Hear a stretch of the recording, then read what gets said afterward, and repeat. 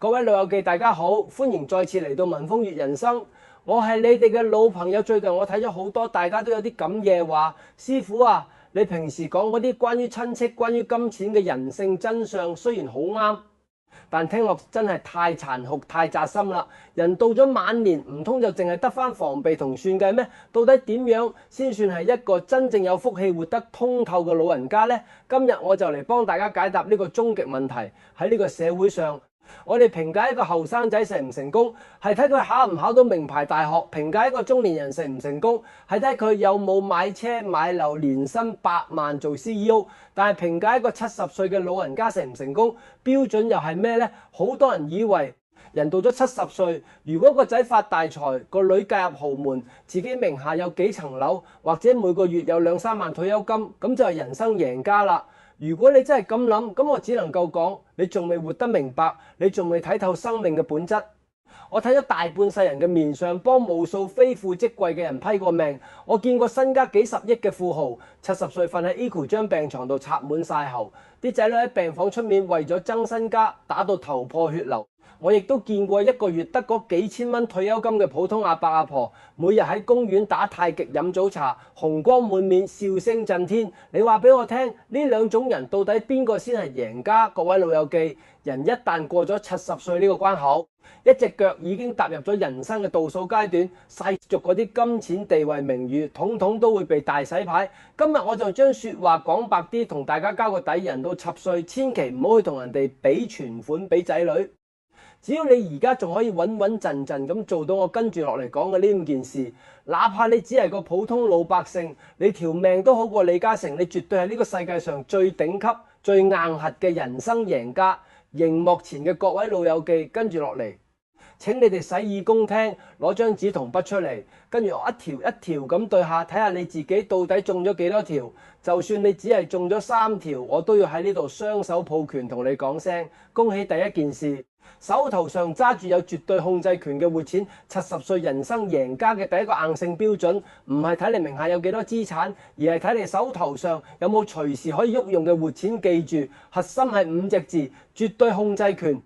好多老人家喺出面同班老友吹水，我個仔喺市中心買咗間大別墅俾我個女過年俾咗張50萬嘅理財卡。我聽落去係咪好威水？但係當你生急病需要即刻交20萬手術費嗰陣，當你想報個豪華旅行團去歐洲玩半個月嗰陣，呢筆錢你可唔可以唔使同任何人商量，唔使睇任何人面色，直接攞出嚟使？如果答案係唔得，如果呢間別墅個名係你個仔嘅，如果你要攞錢仲要打電話問個女攞密碼，甚至仲要聽個女吟沉一句：阿媽你又要咁多錢做咩啊？咁樣呢啲錢根本就唔屬於你，呢啲叫做紙上富貴。我見過太多悲哀嘅例子，有啲老人家一世人慳，但唔捨得使，儲落300-500萬，全部分晒俾仔女買樓。到咗70幾歲，啲牙甩晒，想去醫院種翻口靚牙，醫生話要10萬蚊，老人家震騰騰咁去揾個仔攞錢，新抱喺隔離單單打，哎呀，到7老80啦，仲種咩牙啊？戴副幾百蚊嘅假牙頂住先啦。我哋個細路仲要交補習班學費㗎，你想象下嗰種屈辱，嗰種自己辛苦一世，臨老連食飯嘅架生都唔可以自己話事嘅絕望。所以真正嘅人生贏家係點樣嘅？係哪怕我得50萬存款，但呢50萬死死地揸喺我自己張銀行卡入面，密碼得我自己知。呢筆錢唔係定期攞唔出嚟嘅死錢，唔係借俾親戚嘅爛帳，更唔係仔女買樓嘅首期，佢就係我嘅保命錢同享樂錢。我今日想食海鮮，我直接去街市買最大隻嘅鮑魚。我聽日覺得膝頭哥痛，我直接掛最貴嘅私家醫院專科。我唔使向任何人伸大手板，我使每一分錢都理直氣壯。人到70歲，錢唔係萬能，但錢喺自己手就係你全部嘅尊嚴同底氣。你唔需要家財萬貫，只要你有絕對嘅財務支配權，你喺呢個家族入面就永遠擁有最高嘅話語權。做到呢一點，你已經喺晚年嘅起跑線上贏咗80%嘅人。第二件事，識得對仔女袖手旁觀嘅智慧。如果你第一點做到啦，咁我哋嚟睇第二點。70歲人生贏家嘅第2個標準係擁有對仔女袖手旁觀、扮能扮神嘅絕頂智慧。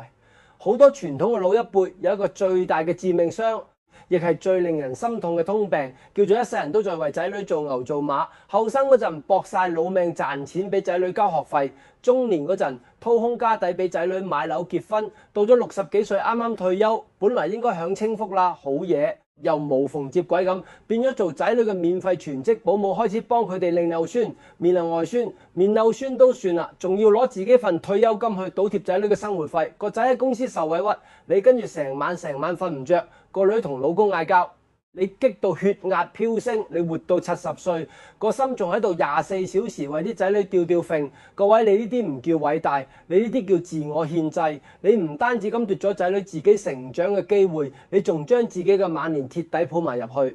我識得一個阿婆72歲啦，每日朝早6點起身整早餐俾個孫，送完個孫去買餸，晏晝搞衞生，夜晚仲要輔導個孫做功課。有一日佢喺廚房暈低咗，突發腦梗，救護車送到醫院，條命係保住咗，但半身不遂。結果點？啲仔女唔單止冇感激佢呢幾年嘅付出，反而互相推卸責任，抱怨阿媽為佢哋添咗天大嘅麻煩。所以咩先係真正活得通透嘅？70歲贏家係識得兒孫自有兒孫福，莫為兒孫作馬牛，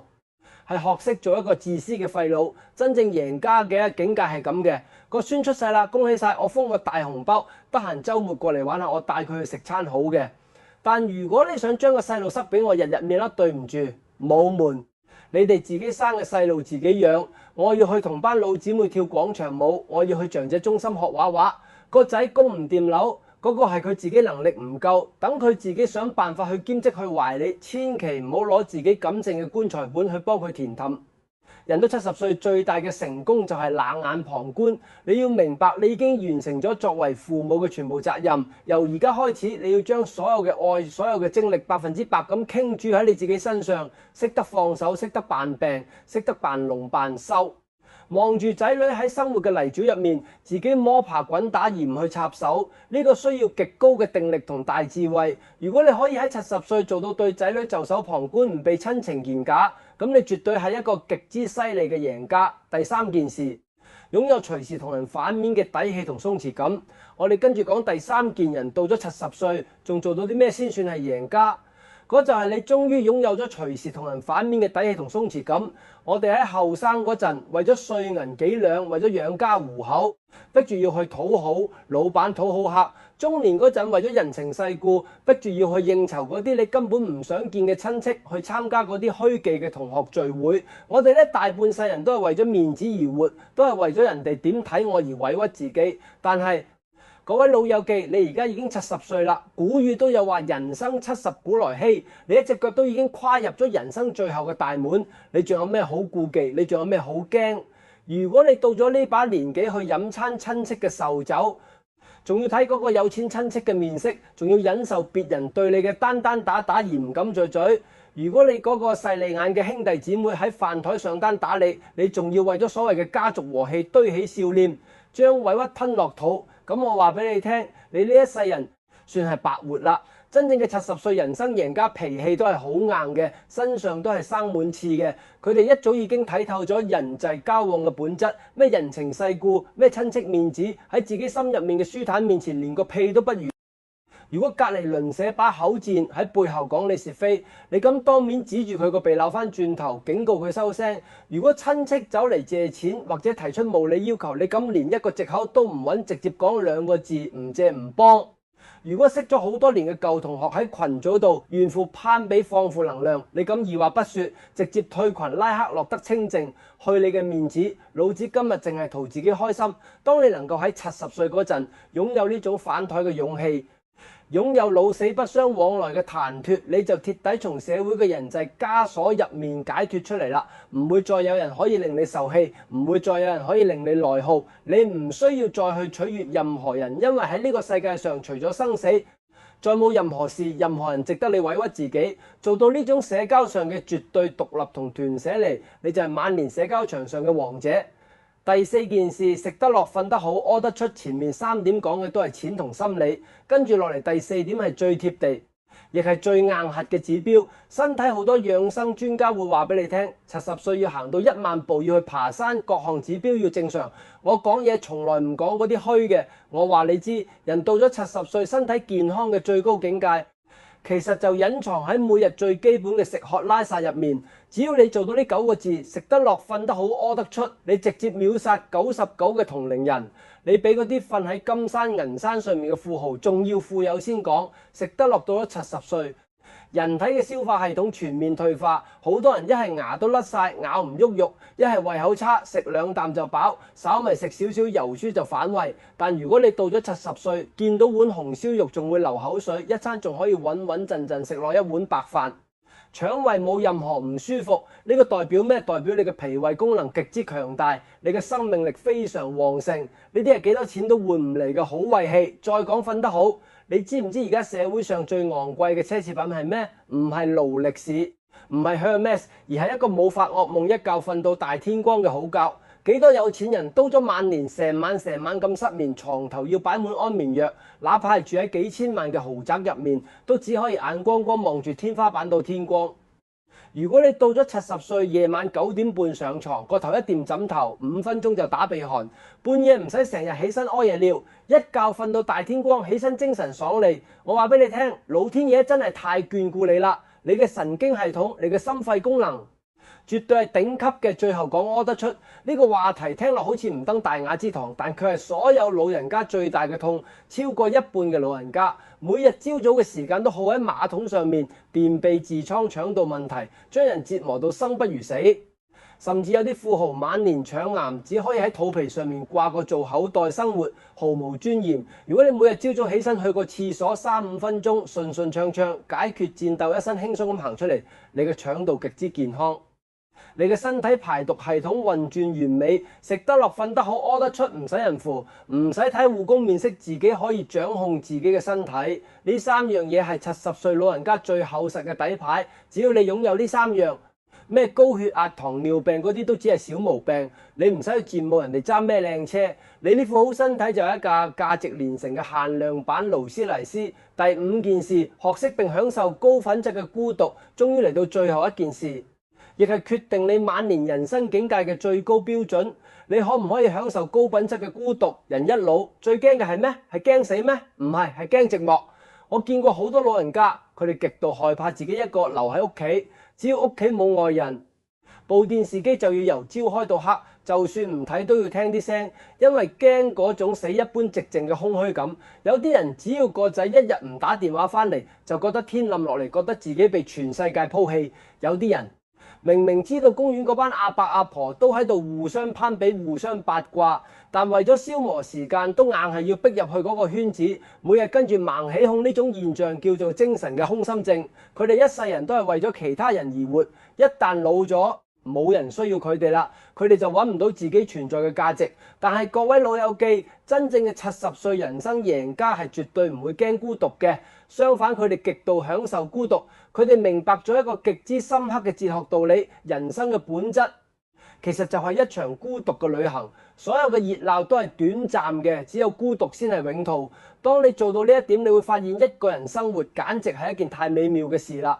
老伴如果喺度，2個人沖個靚茶，唔使出聲，默默咁望住夕陽，呢種係一種靜早嘅幸福。如果老伴走先一步，你一個人留喺空室嘅屋企，你都唔會恐慌，你會幫自己報個書法班，喺紙上揮筆墨，你會去露台種滿花花草草，睇住佢哋每日發芽開花。你甚至可以自己買張車飛去一個陌生嘅城市睇風景，或者只係喺晏晝沖杯咖啡，坐喺搖椅上靜靜地讀一本後生嗰陣冇時間睇嘅書。你嘅內心無比豐盈，你唔靠仔女嘅電話嚟尋找存在感，唔靠親戚嘅聚會嚟打發時間，你同自己和解咗，你同歲月和解咗，你唔畏畏馭衰老，因為你接受咗自然規律，你唔害怕死亡，因為你覺得咧大半世人該睇嘅睇咗，該食嘅食咗，該經歷嘅都經歷過晒，跟住落嚟嘅每一日，你一擘開眼都覺得係自己賺翻嚟嘅。不亂於心，不困於情，不畏將來，不念過往，喺孤獨之中揾到內心嘅平靜，喺獨處之中修成晚年嘅仙氣，擁有呢種強大嘅精神內核，你就係呢個世俗世界入面最通透、最無敵嘅超級贏家。各位老友記，今日文風月人生講嘅呢5件事，我已經全部講完啦。我哋再嚟回顧一下：一手頭上揸住有絕對控制權嘅活錢； 2識得對仔女袖手旁觀3，擁有隨時反面嘅社交鬆弛感，身體食得落、瞓得好、屙得出5，可以享受高品質嘅孤獨。而家請你合埋雙眼喺心入面默默咁幫自己打個分數，呢5件事你做到咗幾多件？如果你1件都冇做到，咁你真係要好好反思一下啦。唔好再將時間同精力浪費喺唔值得嘅人身上。而家改變仲講得切。如果你做到咗2到3件，咁我恭喜你，你嘅晚年已經過咗及格線，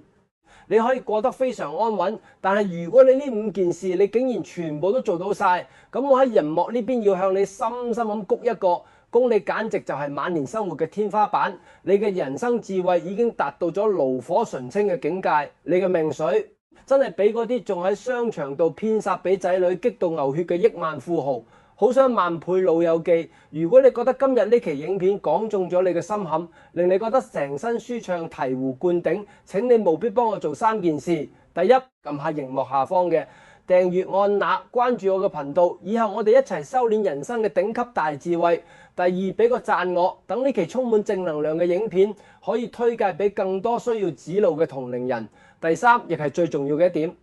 將呢條片分享去你嘅朋友圈，分享俾你嘅家族群組，等嗰啲仲喺度內耗、仲喺度為仔女操心嘅老友記睇下，到底咩先係真正嘅高級人生？祝大家晚年有錢有閒，食得香、瞓得好，活得通透又招積。我係你哋嘅老朋友，我哋下期節目唔見唔散，祝你平安。